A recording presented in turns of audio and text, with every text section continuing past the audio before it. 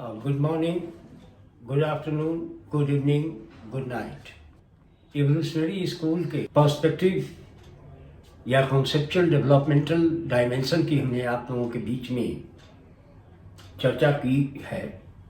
उसी कड़ी को थोड़ा आगे बढ़ाने का मैं प्रयास करता हूँ कि मैंने स्पष्ट रूप से कहा है कि इवोल्यूशन टर्मिनोलॉजी का सबसे पहला प्रयोग बायोलॉजी में हुई है, या बायोलॉजिकल टर्मिनोलॉजिकल डेवलपमेंट के तहत चार्ल्स डार्विन ने 1859 में ओरिजिन ऑफ स्पीसीज के माध्यम से थ्योरी ऑफ इवोल्यूशनिज्म की चर्चा की। आप जाने 19th सेंचुरी का सेकंड हाफ और या फर्स्ट हाफ या पूरा 19th सेंचुरी आप लें तो उसमें पूरी दुनिया में 5 शक्तियां बहुत महत्वपूर्ण थी। सबसे महत्वपूर्ण जो दुनिया में देश था जिसके शासनकाल में सूर्यास्त कभी होता ही नहीं था, अर्थात इंग्लैंड। दूसरा फ्रांस, जर्मनी, पुर्तगाल, स्पेन, ये काफी डोमिनेंट कंट्री हुआ करते थे। कारण क्या था? अमेरिका का कोई अस्तित्व उस समय ज़्यादा नहीं हुआ था। हालांकि 1859 में ओरिजिन ऑफ स्पीसीज जैसी टर्मिनोलॉजी या सैद्धांतिक आयाम या पुस्तक हमारे और आपके बीच में आई हुई थी। उसके पहले बहुत सारी पुस्तकें आई हैं जिस पर पूरा का पूरा नियंत्रण जो था वह इंग्लैंड, फ्रांस, जर्मनी, पुर्तगाल और स्पेन आदि राष्ट्रों का था। कारण क्या था?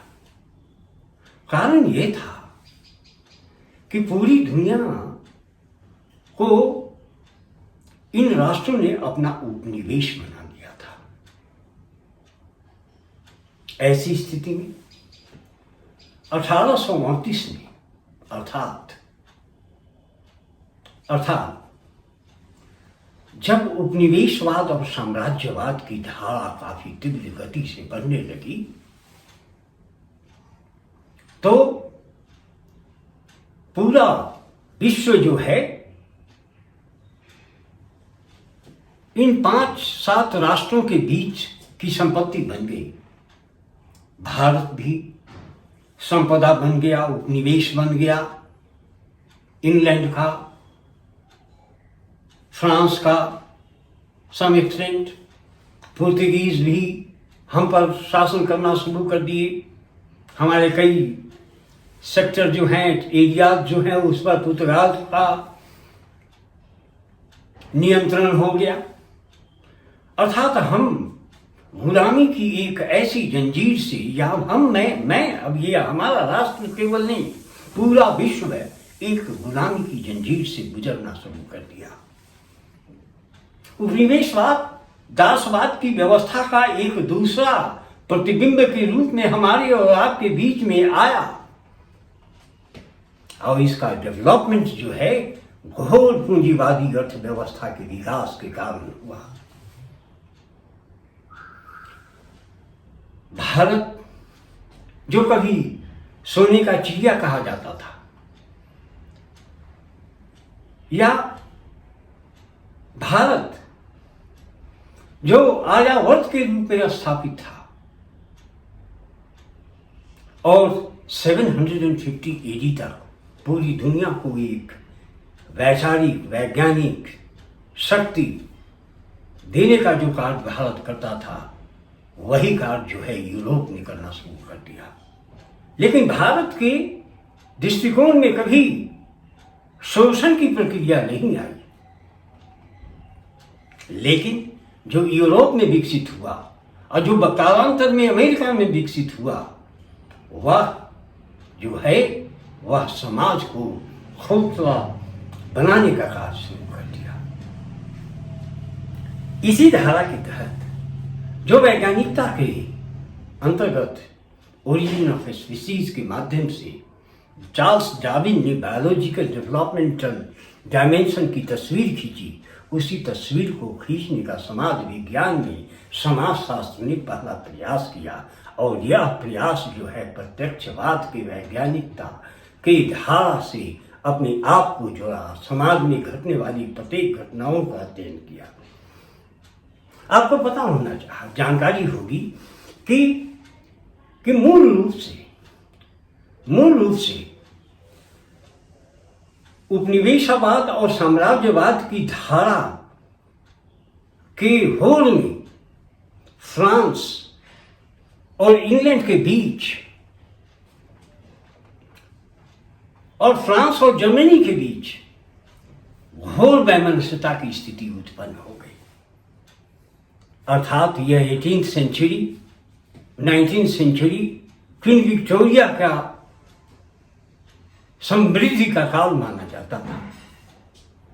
वह काल साम्राज्यवाद और उपनिवेशवाद के संघर्ष में जर्मनी और इंग्लैंड अब सबड्यूड हो गया, इंग्लैंड सबड्यूड हो गया और वहां से एक नई तस्वीर खींच करके हमारे और आपके बीच में आई, पूरी दुनिया के सामने में आई, जो अमेरिका के डेवलपमेंटल डायमेंशन का सबसे बड़ा हथियार बना।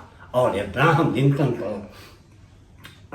यूनाइटेड स्टेट्स ऑफ अमेरिका में एक का शासनकाल शुरू हुआ और वहाँ से जो डेवलपमेंट का जो नोशन खींचा था अब्राहम लिंकन ने, और साउथ अमेरिका और नॉर्थ अमेरिका के बीच में जो खाई थी, उस खाई को पाटने का प्रयास कर करके अमेरिका को विश्व की कई राजनीतिक पटल पर, आर्थिक पटल पर स्थापित करने का श्रेय जो है अब्राहम लिंकन को जाता है। तो इन सारे चिंतनों को का अध्ययन उद्विकासवाद के माध्यम से हम कैसे कर सकते हैं, ये समझने की जरूरत है। यह सिद्धांत को समझने की आवश्यकता है। मैंने आप लोगों के बीच में 5 तस्वीरें उद्विकासवाद की रखी कि समाज में क्रमिक गति से परिवर्तन होता है और यह क्रमिकता सरलता से जटिलता की ओर बढ़ता है या बढ़ती है। यह यूनिलीनियर टू मल्टीलीनियर डायमेंशन की ओर ले जाता है। The existence of any unit of society cannot be destroyed. Only change takes place in the form of the unit, not in the content of unit. And psychic unity of mankind is the most important factor for the creation of any change in any society or the world. इस धारा की इस परिभाषा को मैं आप लोगों के बीच में रखा है और इसी के आधार पर सोशल साइंस में जो मूल रूप से आप देखेंगे तो यह समाज की एक नई तस्वीर जो हमारे बीच में इवोल्यूशन उद्विकासवाद की धारा के साथ विकसित हुआ, वह विश्वास करता है इंडिविजुअलिज्म में, वह व्यक्तिवादी दृष्टिकोण का समर्थक के रूप में साथ है। लेकिन उद्विकासवाद की धारा के तहत उसका कोई वैचारिक मतभेद हो सकता है, लेकिन उद्विकासवाद की धारा और उसकी परिभाषा को स्थापित करने में किसी भी प्रकार की समस्या नहीं उत्पन्न हुई है। तो बहरहाल दोस्तों, मैं आप लोगों के बीच में 4-5 कटु सत्य और स्पष्ट करना चाहता हूं उद्विकासवाद की धारा के संदर्भ में कि उद्विकासवाद एक आदर्श समाज की स्थापना की ओर अग्रसर करने वाली अवधारणा है, एक सैद्धांतिक आयाम है।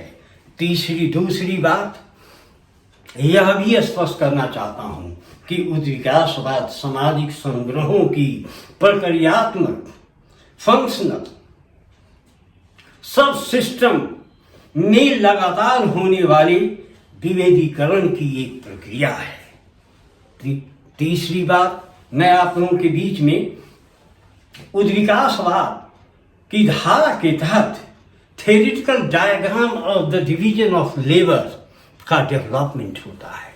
इसी के साथ मैं आप लोगों के बीच में यह भी स्पष्ट कर देना चाहता हूं कि उद्विकासवाद एक ऐसी प्रक्रिया है जो समाज की उत्पत्ति तथा विकास की प्रक्रिया से जोड़ने का कार्य करता है। दोस्तों, इस कॉन्सेप्ट को विकसित करने का जो कार्य की में मदद जिसने पहुंचाई है, और उसमें रॉबर्ट सी पेरिन का योगदान हम लोग अस्वीकार नहीं कर सकते हैं। कैपिटलिज्म ने पूंजीवाद, इसी दौर में पूंजीवाद ने जो कॉलोनिज्म एंड इंपीरियलिज्म के कॉन्सेप्ट को डेवलप किया, वह सारी हमारे और आपके बीच में स्थापित है। तो मैं आप लोगों को स्पष्ट रूप से कहूं कि उद्विकासवाद जो है, सामाजिक उद्विकासवाद, वह बायोलॉजिकल यूनिट से सामाजिक परिप्रेक्ष्य में ढालने का कार्य समाजशास्त्र के उद्भव के साथ 1838 में किया, नंबर 1।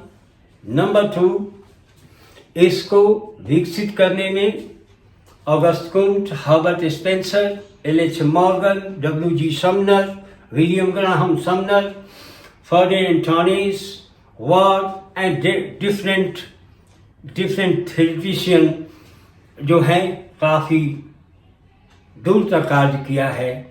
इसके साथ जो है, यह विश्वास 5 आयामों के माध्यम के अलावा इसके सब माध्यम हैं, उसकी भी चर्चा हम लोगों ने की है। अर्थात यह अवधारणा उपनिवेशवाद और साम्राज्यवाद के बीच में जो पूंजीवाद की धारा है, उस धारा के आधार पर कैसे समाज का उद्विकासीय ढंग से अध्ययन करने का कार्य किया है, वह अति महत्वपूर्ण है। इसमें हर्बर्ट स्पेंसर जो इंडिविजुअलिस्टिक आइडियोलॉजी के रूप में स्थापित हैं, कलेक्टिविटी को अपने जीवन में आत्मसात करने का प्रयास अगस्त कुंट के द्वारा जो किया गया है, ये सारी चीज़ें जो हैं यहाँ आकर के समागत हो जाती हैं। तो इन्हीं के साथ मैं आपसे अगले एपिसोड में चर्चा करूँगा कि न्यू इवोल्यूशनिज्म क्या होता है या न्यू इवोल्यूशनरी स्कूल है क्या, और इसके कौन कौन से चिंतक हैं, इस पर हम लोग व्यापक रूप से चर्चा करेंगे। इसी के साथ मुझे इजाज़त दें और इस सिविल सर्विसेज फोरम को सब्सक्राइब करते रहिए, लाइक करते रहिए, शेयर करते रहिए। Thank you very much. Good morning, good afternoon, good evening, good night, सबा खैर।